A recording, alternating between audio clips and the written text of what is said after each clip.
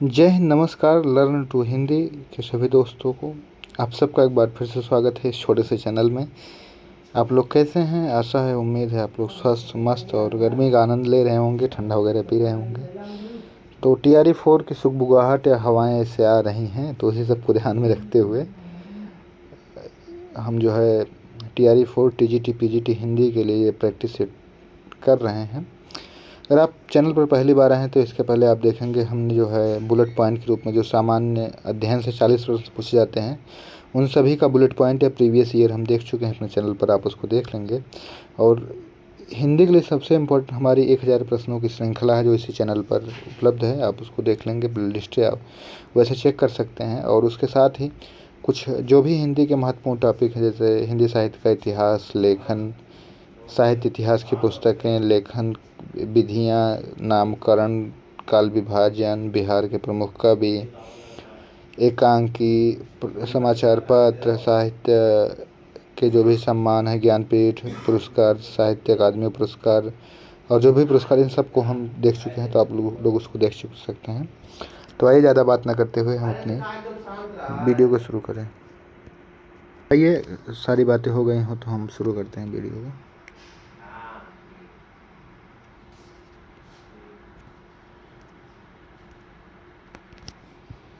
पंडी साल संत बखाड़ी, देहहि बुद्ध बसंत न जाड़ी। यह पंक्ति किसकी है? तो यह पंक्ति जो है सरहपा की है। सीधे हम उत्तर देखेंगे। पंडित साल संत बखाड़ी, देहहि बुद्ध बसंत न जाड़ी, सरहपा की पंक्ति है। गोरख बानी का संपादन किसने किया था? तो गोरख बानी का संपादन जो है पीतम्बर दत्त बड़थवाल ने किया था।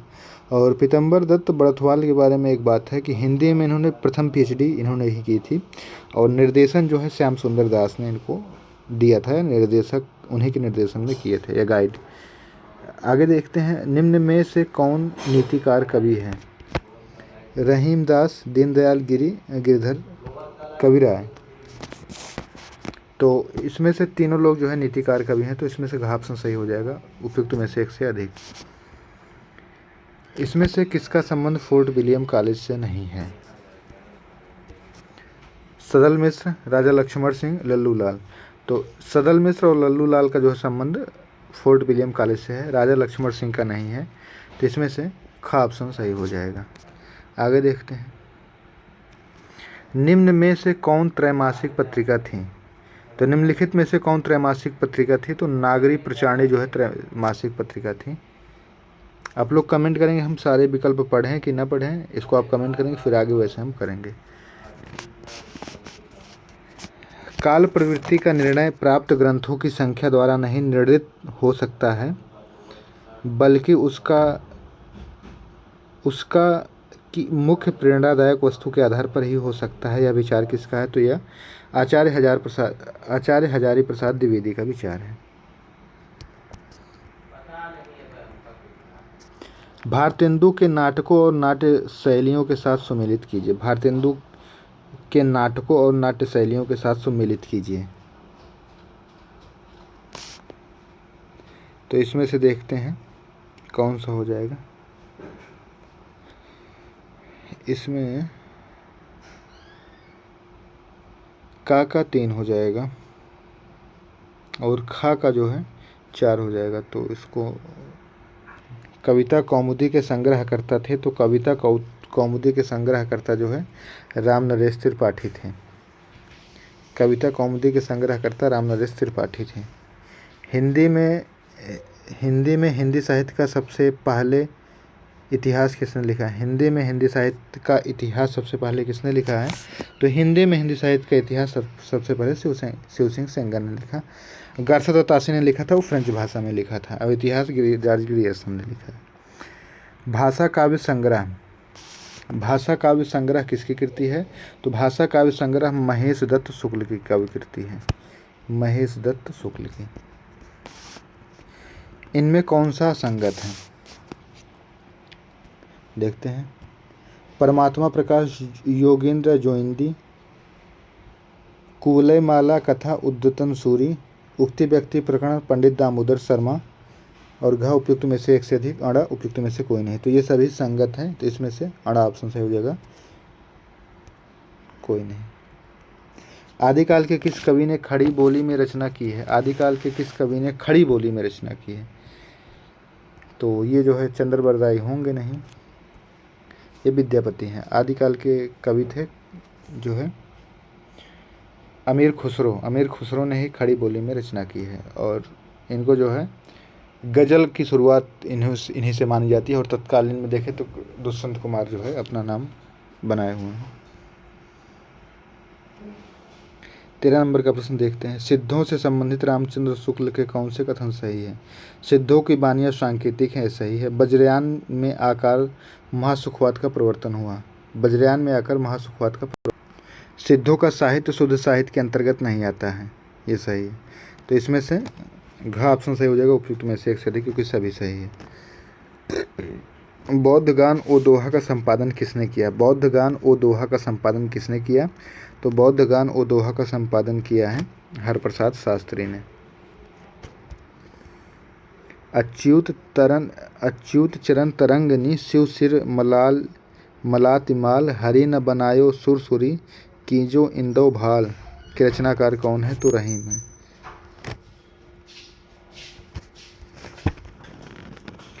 हजारी प्रसाद द्विवेदी के अनुसार 14वीं-15वीं शताब्दी के हिंदुओं, मुसलमानों और सामंतों, शहरों, सेना के सिपाहियों और लड़ाइयों का जीवंत यथार्थ वर्णन किस कृति में मिलता है?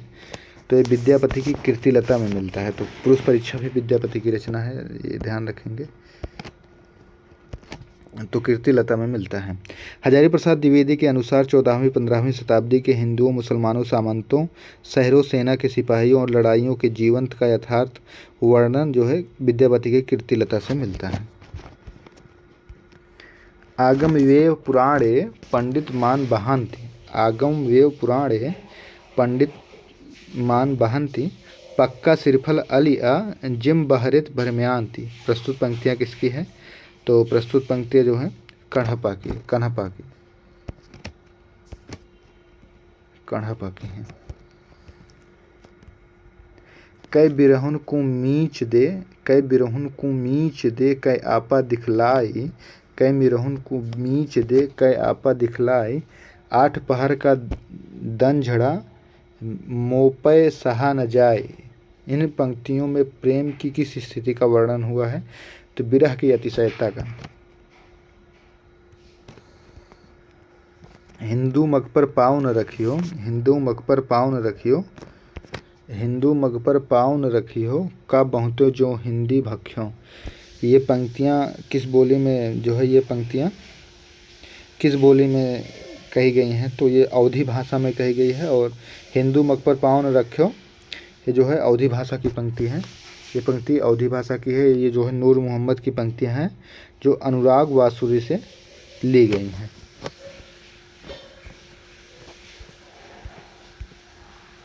कृष्ण गीतावली के रचनाकार कौन है? तो कृष्ण गीतावली के रचनाकार तुलसीदास हैं। कृष्ण गीतावली के रचनाकार तुलसीदास हैं। तुलसीदास ने रामचरित के किस कांड में कलयुग का वर्णन किया है? तुलसीदास ने किस कांड में कलयुग का वर्णन किया है? तो उत्तरकांड में। और पूरे रामायण के जो होता है हृदय कांड किसे कहा जाता है? तो अयोध्या कांड को हृदय कांड कहा जाता है। और उत्तरकांड में जो है कलयुग का वर्णन मिलता है। और एक प्रश्न पूछा था, कौन सा कांड जो है तुलसीदास ने बनारस में रह के लिखा? तो आप लोग कमेंट करेंगे। म्हारा री गिरधर गोपाल दूसरा कोई, दध माथ घृत काढ़ लैया डर दै छुई। में प्रस्तुत पंक्तियों में छुइया का अर्थ क्या है? तो छुइया का अर्थ है मट्ठा।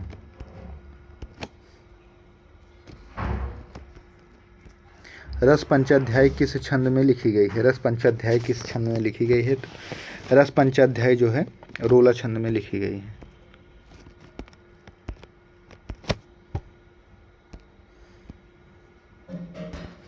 साहित्य लहरी की विषय वस्तु क्या है? तो साहित्य लहरी की विषय वस्तु देखते हैं। तो साहित्य लहरी की विषय वस्तु है नायिका भेद। आगे देखते हैं फूल मंजरी किसकी रचना है? तो फूल मंजरी जो है मतीराम की रचना है। फूल मंजरी किसकी रचना है? फूल मंजरी मतीराम की रचना है। आप लोग कमेंट करेंगे चारों विकल्प पढ़ना है कि नहीं, अगर पढ़ना होगा तो उसको ही पढ़ेंगे। बिहारी की भाषा चलते होने पर भी साहित्यिक है, यह किसका कथन है? बिहारी की भाषा चलते होने पर भी साहित्यिक है, यह किसका कथन है? आचार्य रामचंद्र शुक्ल का। निम्नलिखित में से किस कवि ने सतसई की रचना की है? बिहारी सतसई नहीं, सतसई पूछा जा रहा है। तो मतीराम, राम सहाय और अमीर सहाय, तो इन तीनों लोगों ने सतसई की रचना की है, तो उपयुक्त में से एक से अधिक हो जाएगा। आगे देखते हैं। सुजान की उपेक्षा से विराग उत्पन्न होने के बाद रीतकालीन कवि घनानंद वृंदावन जाकर किस संप्रदाय में वैष्णव हो गए थे? बहुत जटिल प्रश्न है, यूजीसी नेट लेवल का। सुजान की उपेक्षा से विराग उत्पन्न होने के बाद रीतकालीन कवि घनानंद वृंदावन जाकर किस संप्रदाय के वैष्णव हो गए थे? तो निम्बार्का संप्रदाय के वैष्णव हो गए थे सुजान जी। रीतिकाल को रीति सिद्ध काव्यधारा के कवि हैं तो बिहारी हैं। रीतिकाल के रीति सिद्ध काव्यधारा के कवि जो है बिहारी हैं।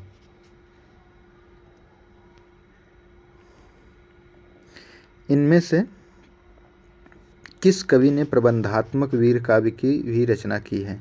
इसमें से किस कवि ने प्रबंधात्मक वीर काव्य की रचना की है? तो पद्माकर भट्ट हो जाएगा। पानिप अपार घन आनंद, पानिप अपार घन आनंद उक्ति ओछी, जतन जुगत जोन कौन नौ नपति का। पानिप अपार घन आनंद उक्ति ओछी, जतन जुगत जोन कौनो नपाति का उक्त काव्यांश में कवि क्या कहना चाहता है? ये नेट लेवल का प्रश्न है। इसका जो उत्तर हो जाएगा बता दे रहे हैं। नायिका के सौंदर्य की तुलना में मेरी उक्ति निकृष्ट है। रीतिकालीन आचार्य के कवि कौन नहीं है? रीतकाल के आचार्य कवि कौन नहीं है? तो रीतकाल के आचार्य कवि कौन नहीं है देखते हैं। केशव, चिंतामणि, भिखारीदास, तीनों रीतकाल के आचार्य कवि हैं, तो अड़ा ऑप्शन सही हो जाएगा, से कोई नहीं। इनमें से किस कवि ने लक्षण ग्रंथ लिखा है? इनमें से किस कवि ने लक्षण ग्रंथ लिखा है? तो उपयुक्त में से एक से अधिक, क्योंकि देव, भूषण, पद्माकर तीनों ने लक्षण ग्रंथ लिखा है, तो इसमें से अड़ा ऑप्शन सही हो जाएगा। इसमें से घा ऑप्शन सही हो जाएगा, उपयुक्त में से एक से अधिक। प्रताप शाही की रचना है। प्रताप शाही की रचना है, तो प्रताप शाही की काव्य विलास ये भी है, व्यंग्यार्थ कौमुदी ये भी है, ग श्रृंगार मंजरी ये भी है, तो ये सब तीनों प्रताप शाही की रचना है। आगे देखते हैं। इनमें से नीतिकार कवि हैं तो रहीमदास, दीनदयाल गिरी, गिरधर कविराय, तीनों नीतिकार कवि हैं, तो उपयुक्त में से घा ऑप्शन सही हो जाएगा, उपयुक्त में से एक से अधिक। दीनदयाल गिरी की रचना कौन सी है? दीनदयाल गिरी की रचना वैराग्य दिनेश, अनुराग बाग, विश्वनाथ नवरत्न, तो तीनों रचनाएं दीनदयाल गिरी की हैं। अनुराग बाग, वैराग्य दिनेश, विश्वनाथ, इसमें से घा ऑप्शन उपयुक्त में से एक से अधिक हो जाएगा, तीनों हैं। ऋतु वर्णन तो इनके ऐसा श्रृंगारी कवि नहीं देखा। ऋतु वर्णन तो इनके ऐसा और किसी श्रृंगारी कवि ने नहीं किया। आचार्य रामचंद्र शुक्ल ने यह कथन किसके लिए कहा है? तो सेनापति के लिए। और अभी जानते हैं जो भी तो त्योहारों से संबंधित वर्णन रहेगा उसमें पद्माकर का नाम आ जाएगा। डॉक्टर पीतम्बर दत्त बड़थवाल ने रामचंद्रिका है। एक मिनट, डॉक्टर पीतम्बर दत्त बड़थवाल के अनुसार रामचंद्रिका है। डॉक्टर पीतम्बर दत्त बड़थवाल के अनुसार रामचंद्रिका है। पहले पीएचडी के यही हैं छात्र, पहले पीएचडी करने वाले। तो फुटकर कविताओं का संग्रह कहा है। रामचंद्रिका किसकी है? तो आप लोग इसको कमेंट करेंगे। केशवदास की रामचंद्रिका, देखो आ गया, रामचंद्रिका केशवदास की है। केशवदास की रामचंद्रिका को किसने छंदों का अजायब घर कहा है? केशवदास की रामचंद्रिका को किसने छंदों का अजायब घर कहा है? तो रामस्वरूप चतुर्वेदी, ऑप्शन का सही हो जाएगा। बकरी बिलाप किसकी काव्य कृति है? बकरी बिलाप जो है भारतेंदु हरिश्चंद्र की है। कभी पूछा जाएगा कि बकरी किसकी रचना है? बकरी जो है किसका नाटक है? या हाँ नाटक है, तो सर्वेश्वर दयाल सक्सेना का है। उसमें स्वतंत्रता के बाद वही 62 से 72 के बीच की रचना है।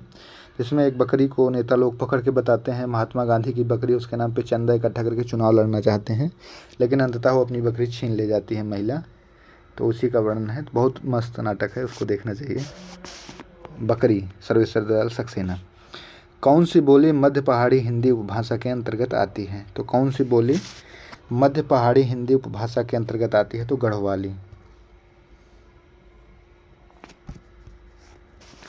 कन्नौजी किस उपभाषा की बोली है? कन्नौजी किस उपभाषा बोली के अंतर्गत आती है? तो पश्चिमी हिंदी के। ब्रजभाषा, कन्नौजी और जो हरियाणा में बोली जाती है सब जो है पश्चिमी हिंदी के अंतर्गत आती है, जिसमें देख सकते हैं कानपुरिया या कन्नौजी वही मान सकते हैं, कानपुर की भी है।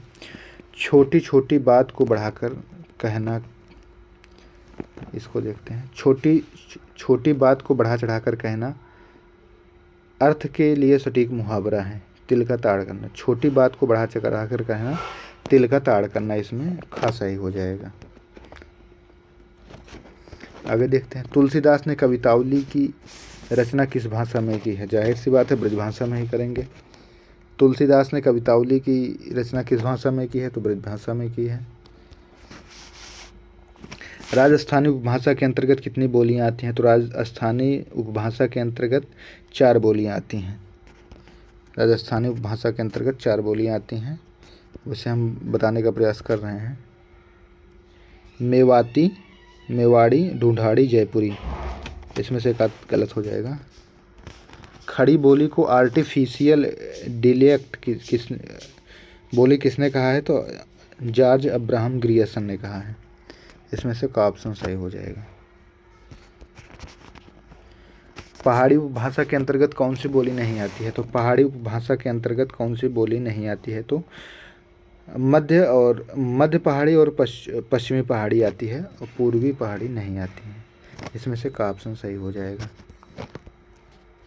दक्षिणी को किस अन्य नाम से भी पुकारा जाता है? तो दक्षिणी को हिंदी नाम से भी पुकारा जाता है। निम्न में से कौन सा शुद्ध शब्द है? निम्न में से कौन सा शुद्ध शब्द है? तो अंताक्षरी। आगे का देखना ही नहीं, जब यही सही है तो क्या दिक्कत। नव ओढ़ा का संधि विच्छेद क्या होगा? तो नव ओढ़ा का संधि विच्छेद होगा नव ओढ़ा। रिजु का पर्यायवाची शब्द होगा। रिजु जो है गोल होता है, तो रिजु रिजु रिजु रिजु रिजु। रिजु का जो पर्यायवाची शब्द है इसमें से रिजु का वैसे कुटिलता होगी, लेकिन सरल इसमें बता रहे हैं बीपीएससी वाले, इसमें सरल लगा दे रहे हैं क्योंकि सरल का अर्थ होता है एकदम सीधा और रिजु जो है गोल होता है।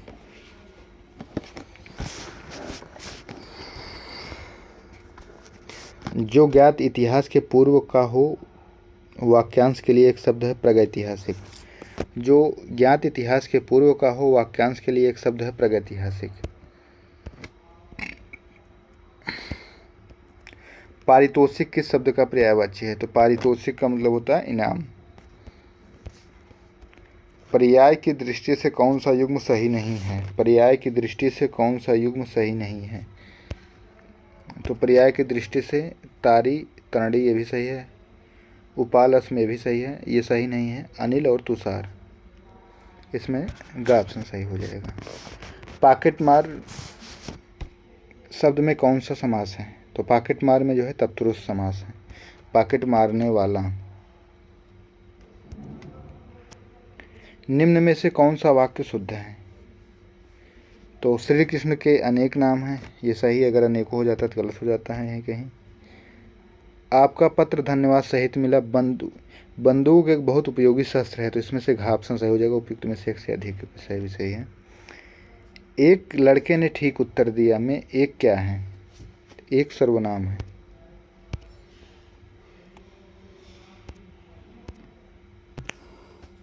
सुंदर शब्द किस वाक्य में क्रिया विशेषण के रूप में प्रयुक्त हुआ है? सुंदर शब्द सुंदर की कल्पना कला है, इसमें नहीं है।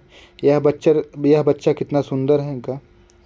यह लड़का बहुत सुंदर लिखता है, तो क्रिया विशेषण के रूप में इसमें क्रिया विशेषण है तो इसमें ग ऑप्शन सही हो जाएगा। भारत की प्राचीन भारतीय आर्य भाषा है तो ये तीनों आर्य भाषाएं हैं। संस्कृत, पाली, तमिल, तो ये तीनों है, इसमें घ ऑप्शन सही हो जाएगा। इसमें अगर देखें तो पाली और प्राकृत में तो यहाँ तो है नहीं, पाली जैन धर्म की है, नहीं पाली जो है बौद्ध धर्म की है और प्राकृत जैन धर्म की है। तो इससे ये भी पता लगता है कि पाली जो है बौद्ध धर्म की है तो पाली पुराना, बौद्ध धर्म जो है पुराना धर्म है और जैन धर्म उससे नया है उसके बाद का। जातिवाचक, निम्न में से जातिवाचक संज्ञा कौन सी है? तो बुद्धि, सफाई, ममता, इनमें से कोई नहीं। बुद्धि ये भी नहीं है, सफाई ये भी नहीं, ममता ये भी नहीं है, तो अड़ा ऑप्शन हो जाएगा, इनमें से कोई नहीं। 61 नंबर का प्रश्न देखते हैं। निम्न में से कौन सा उत्तम पुरुष सर्वनाम है? तो उत्तम पुरुष सर्वनाम मैं और हम होता है, ग ऑप्शन सही हो जाएगा। रोहित अमेरिका में नौकरी करना चाहता है में प्रयुक्त क्रिया का स्वरूप है। रोहित अमेरिका में नौकरी करना चाहता है में प्रयुक्त क्रिया का स्वरूप है, तो इच्छा बोधक है, वो अपनी इच्छा जाहिर कर रहा है, अभ्यास नहीं कर रहा, न शक्ति का बोधक है, जबरदस्ती नहीं कर रहा है।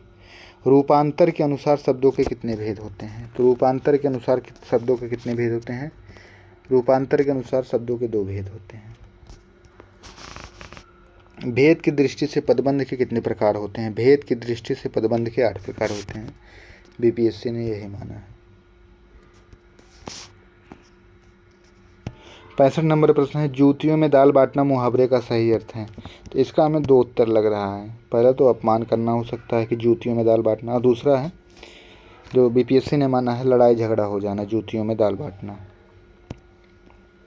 जिसके पास कुछ ना हो उसे क्या कहते हैं? अकिंचन। यही हैं सभी विद्यार्थी, जिसके पास कुछ नहीं, अकिंचन।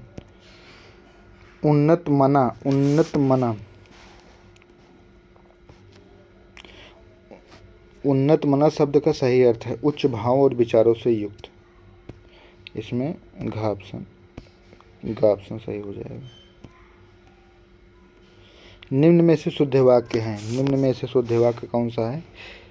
तो देखते हैं, परीक्षा की प्रणाली बदलना चाहिए या बदलनी चाहिए, परीक्षा की प्रणाली बदलनी चाहिए होगा। मुझे बड़ी भूख लगी है, मुझे तेज भूख लगी है, बड़ी भूख नहीं होती है। केरल हिंदी भाषी प्रांत है, तो ये ऑप्शन सही हो जाएगा, ग ऑप्शन सही हो जाएगा। उसने खा लिया होगा,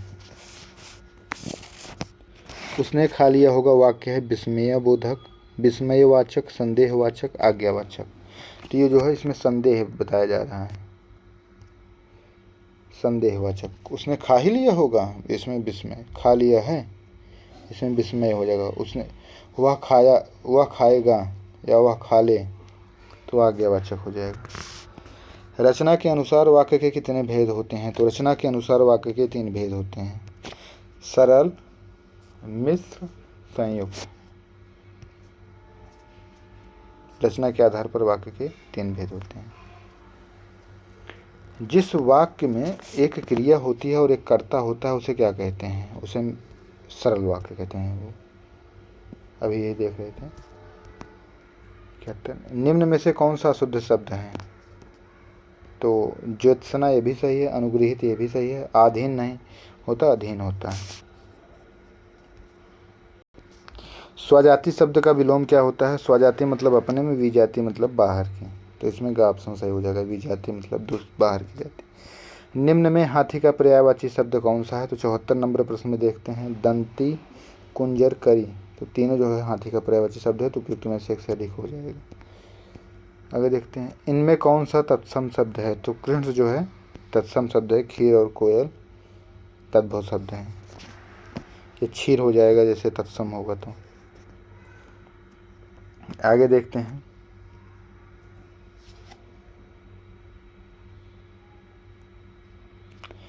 इसको हम ऐसे पढ़ रहे हैं, आप लोग सुनिएगा, आप लोग खुद से पढ़िए।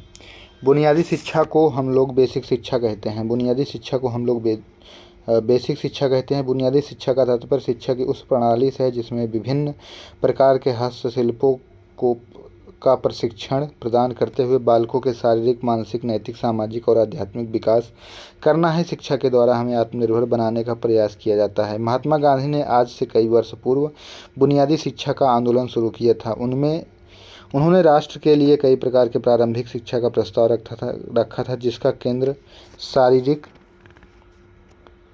शारीरिक श्रम और उत्पादन का कार्य था, जिसका सामुदायिक जीवन से घनिष्ठ संबंध था। भारतीय शिक्षा के इतिहास में बुनियादी शिक्षा का महत्वपूर्ण स्थान था। वह शिक्षा के प्रति एक क्रांति थी जो भारत में कई सालों के अंग्रेजी शासन के परंपरागत प्रणाली पर बनी हुई थी।